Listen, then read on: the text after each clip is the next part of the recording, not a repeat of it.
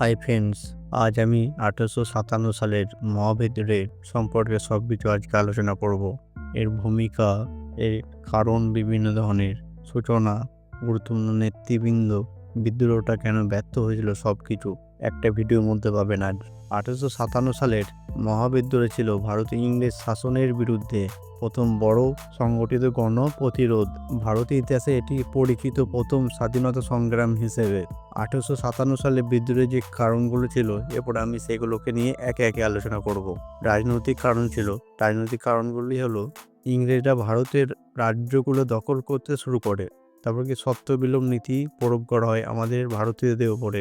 ঝাঁসি, সাতারা, নাগপুর এইসব রাজ্য কেড়ে নেওয়া হয়। রাজারা ক্ষুব্ধ হয়ে ওঠে।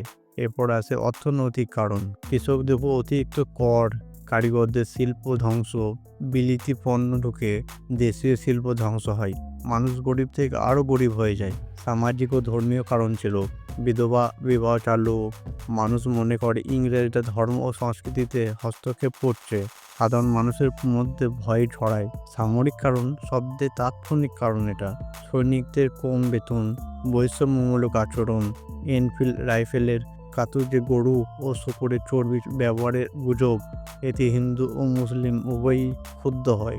বিদ্রোহের যে সূচনা, সেটা 1857 সালের 29শে মার্চ ব্যারাকপুরে। এটা সূচনা করে প্রথমকে মঙ্গল পাণ্ডে, এক ইংরেজ অফিসার আক্রমণ করেন। সেখান থেকে এই বিদ্রোহের সূচনা হয়। 10ই মে 1857 মিরাটের সৈন্যরা বিদ্রোহ করে এবং দিল্লি দখল করে। গুরুত্বপূর্ণ যে নেতৃবৃন্দরা ছিলেন, সেইগুলো ছিলেন বাহাদুর শাহ জাফর দিল্লি থেকে, ঝাঁসি থেকে ছিলেন রানী লক্ষ্মীবাই, কানপুর থেকে ছিলেন নানা সাহেব, মধ্য ভারত থেকে ছিলেন তাতিয়া টোপি, বিহার থেকে ছিলেন কুনওয়ার সিং। এই বিদ্রোহে হিন্দু মুসলমান একসঙ্গে লড়াই করেছিল। বিদ্রোহটি ব্যর্থ হয়ে গেছিল এবং তার পেছনে অনেক কারণ ছিল, সেগুলো আমি আলোচনা করব। এরপর সারা দেশে একসঙ্গে ছড়ায়নি এই বিদ্রোহটা। আধুনিক যন্ত্রের অভাব পড়েছিল, শক্ত নেতৃত্বের অভাব, ইংরেজদের উন্নত সেনাবাহিনী। এই যে বিদ্রোহটা হয়েছিল, এটা বিভিন্ন ফলাফল প্রচণ্ড খারাপ হয়েছিল।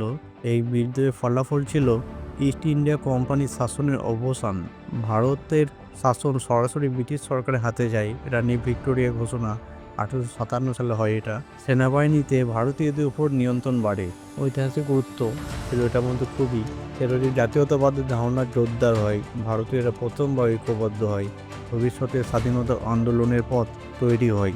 1857 ছিল স্বাধীনতার বীজ। এরপর থেকেই আমাদের আন্দোলন শুরু হয়।